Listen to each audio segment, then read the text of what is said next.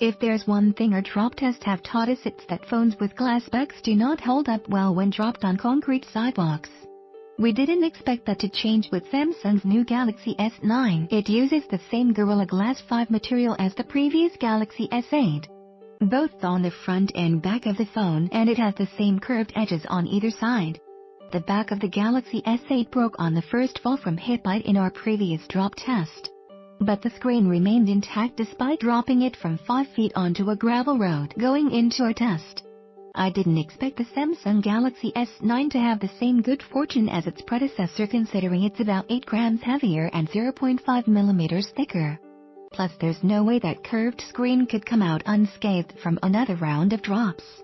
Right, we took our brand new lilac purple Galaxy S9 to the sidewalk near CNET San Francisco office. The same sidewalk where the iPhone X had cracked on its first drop in our test just a few months before. As in previous tests, the drop height for our first round was 3 feet (0.9 meters), simulating what would happen if it fell from your pocket. This test only approximates a real-world scenario, with no way to have full control of how the Galaxy S9 is going to land.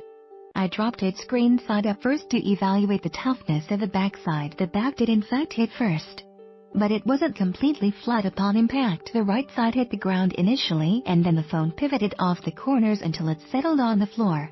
The phone had significant damage on the point of impact, right on the curve of the glass. The screen, as expected, survived without a scratch, but the back was badly broken. The left side had shattered right on the point where the glass curves. There were tiny shards of glass coming off the phone as I ran my finger over it. There was also a large fracture that went from the damaged edge to the bottom of the phone, with small dents on the metal frame. The phone survived, but it was definitely busted to the point that it would require a case to continue using. We set our next test at the same 3-foot height, but this time I wanted to see if I could actually break the screen. So I dropped it face down onto the cement sidewalk. It landed flat on its face with nearly no bounce and a loud thump that sent chills down my spine. Before even turning it over, I could tell that the damage on the back had gotten worse. Upon closer examination, I noticed the fractures extended outward from the initial point of impact. It now had a large fracture running through the middle of the phone, the Samsung logo, and out the power button. It had also lost a few more shards of glass that had been loose on the side.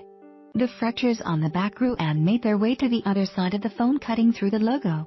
But the screen survived, but to my surprise, the front side looked pristine. Were it not for the video footage and the minuscule scuff near the top right-hand corner of the screen, I wouldn't have believed this was the side it had landed on. This was the same fall that broke the screen of our iPhone X in our previous test. You really have to squint to notice the one tiny scuff on the screen after the phone landed face down on the sidewalk. The Galaxy S9 may have cracked on the first drop, but it holds up where it counts. The screen weathered the harsh sidewalk surface where many phones have failed. I'm starting to think it's no fluke, though it's still a mystery as to why it's happening. Upon examining the damage on the Galaxy S8 we dropped last year, I noticed some similarities with the S9 in the type of fractures it sustained on the back and the lack of damage on the front. This should come as no surprise, since they're made from the same glass and the design is almost identical. This is the second time the screen on a Galaxy has survived the drop tests. We reached out to Samsung to find out why the glass on its screen seems to be better at withstanding falls. And while they did not offer an explanation, they did mention that the S9's frame has been upgraded to 7000 series aluminum. But because our tests are not scientific, this could also be just another coincidence. Either way, you should definitely protect your brand new Galaxy S9 with some type of case or insurance plan. Don't expect your screen to survive the same kind of falls.